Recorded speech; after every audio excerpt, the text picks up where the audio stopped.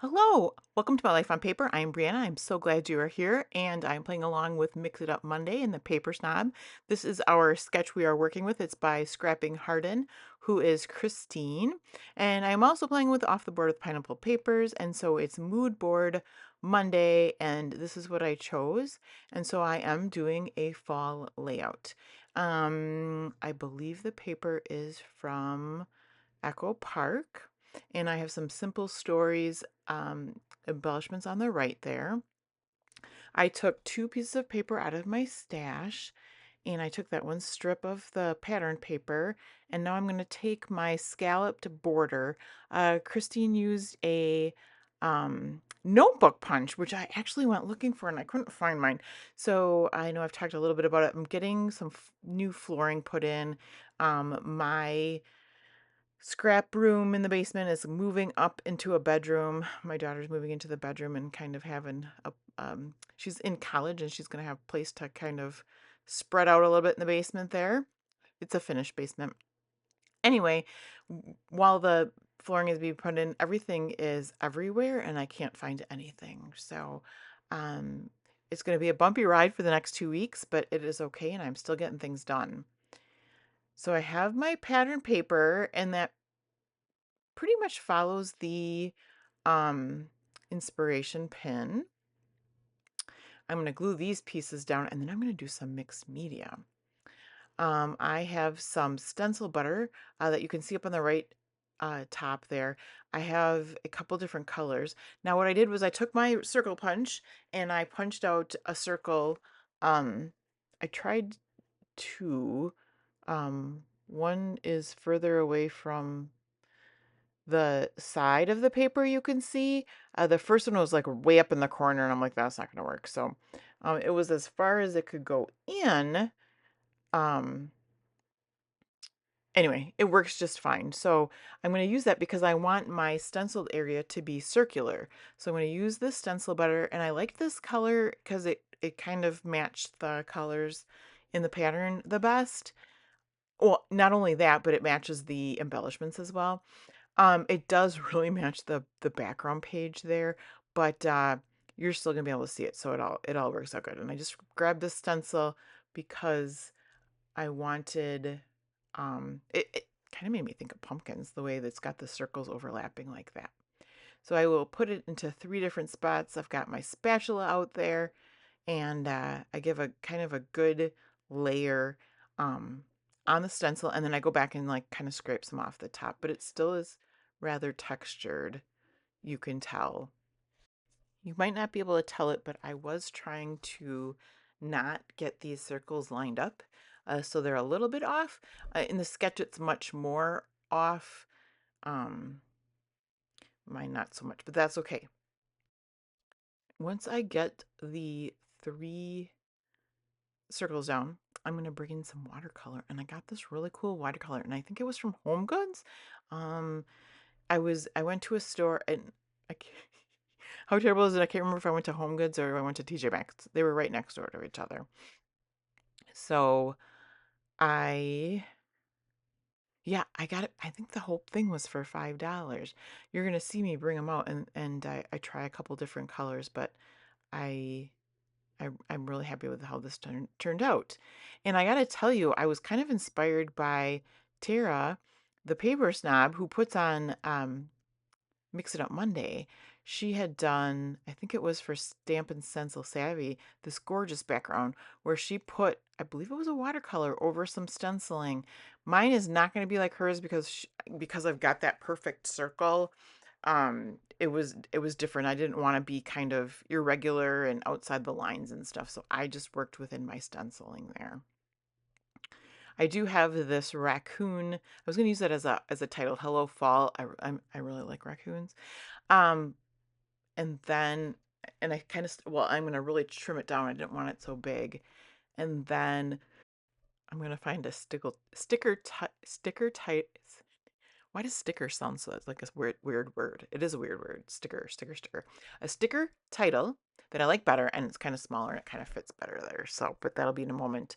You can see now the watercolors on the right hand side there, all that gorgeousness for $5. I was very excited. They're kind of a shimmery. these are my 3 pictures of Eliza. We were at a pumpkin patch and she was taking pictures. Now her and her sister took a million pictures. I had her pick out 3, and I think it's kind of funny. They're great pictures. The one on the right is just at a weird angle. It gives her more of almost a funny shaped head and big nose, but she picked them out, and that's what I went with. And here is my beautiful shimmery um, watercolors. So I tried out the kind of the peachy, was too light. I tried out the orangey, it still was too light, and so I get this. I mean, I don't know if it's copper, uh, but it's a very cool color, I love it. And I'm gonna put a lot of water in it. I'm gonna get over all of those circles. And while I was using it, I'm like, I think I'm gonna use the whole color up. I did not. I have plenty left. I had enough water in it to get it going that I was afraid I was gonna use it all up. But now when I'm putting it down on the top one, I think it's the way my lights reflect off of it. It's gonna Well, this one maybe looks more like it does in real life, but the lower ones look like they're completely different, and they all look the same. It's just how the light is shining on it. And I maybe should have taken a towel, like a paper towel to it to take some of that off the top of the stencil, and I did not. So, this is what I tried this time. Doing it again on a different layout, I might do it differently, and I might use that paper towel. But it's all about experimenting for me. I've had troubles with my Epson PictureMate 400, and I think it was user error. So I was using what I would call, well, it was matte paper. It was listed as matte paper. My Epson PictureMate does not have an option for matte paper, so I tried paper, which to me made sense. And but it gave a border to every one of my photos, and I didn't want a border, so I called the paper glossy, even though it was very matte. And I think I screwed it up. So I'm gonna have to I don't know. I'm gonna Google how to I don't know if I clean them heads or the ink heads or something like that. Do something. And then um yeah, I'm gonna have to have my borders while I use up these matte paper, I think, and then it should be okay. But these were printed at Walgreens, and I am still working through some of the photos that I've had printed, not on my home printer, but I am loving my home printer, but I have a feeling um yeah, I can't do that anymore. So I might go if it means printing in good quality. Oh, that's here. I'm showing you that they're all the same when you change the lights a little bit. Um, but yeah, I don't want to wreck my printer, so I'm going to use it correctly. All right, so here are my 3 photos, and I'm just measuring now because that left one is still wet. I am going to get these 2 photos down, and then I will let it dry, and then I'll come back to adhere the next photo on and do the embellishments. I really enjoy these kind of warm tones or jewel tones or whatever you want to call them. I like the fall photos. So this is fun scrapping, and I've been sticking around in spring and summer lately. I'm doing my May pictures, so it's fun to kind of jump around sometimes. All right, here are my Simple Stories florals. I'm going to bring those out, and I'm going to try to stay away from the blue ones, although I got to tell you the blue was um in my mood board, but here I even cover up what was there with some florals that don't have blue in them because the florals underneath were kind of blue. And I'm gonna pick big florals that have more like yellows and greens in them. So do you have a favorite season that you like to scrapbook and is there a favorite color? And I guess it doesn't necessarily have to be a season either. You could have a favorite thing to scrapbook, whether it be birthdays or Christmas or have you. I do enjoy my concert layouts, so there's that. But these are just very pretty colors. So here I am picking out the embellishments, knowing again that I'm staying away from the blues. And I do take that. It's kind of a green color. I like that one. The stickers off to the right are Creative Memories, and so that's where the title comes from. And I'm gonna layer that with the flower.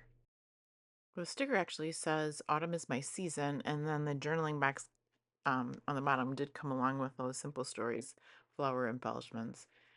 So that'll be a place where Eliza can write a couple words if she wants. That flower up on the right upper corner there does not stay there.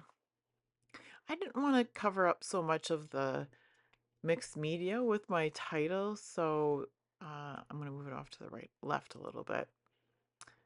And you're going to see that in a moment. Here I would have used some foam adhesive tape on like I'm putting a flower on top of a flower to change the color, but that's something I didn't have at my fingertips either because of all the commotion and moving everything around. So it's something I could definitely do it in the future, or it just might stay like this.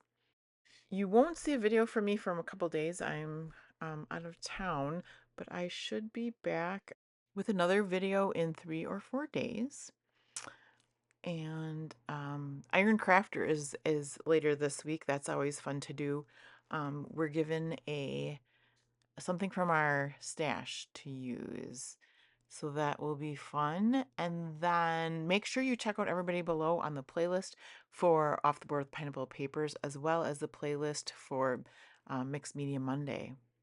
And you can check out Tara, the paper snob. She does have a Facebook group as well, and you can always join that. This is where I move my flowers. I do rip the paper a little bit. I don't think anybody's going to notice that. Um, I did have one like rogue piece of mixed media on the bottom there, and I covered it up with my journaling spot. It was super nice to have these flowers because it made the page come together very quickly. Um, I do like to work with collections. I am working a lot with my stash in that I don't have a collection. Although I have to tell you, the counterfeit kit challenge, I've done it 2 months now.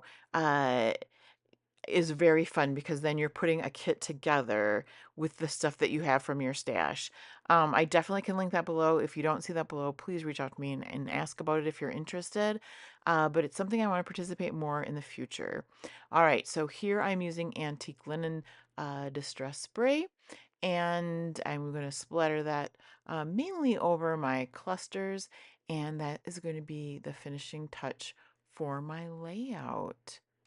I want to thank everyone so much for watching me and my videos. And until next time, may your memories always have a home on paper.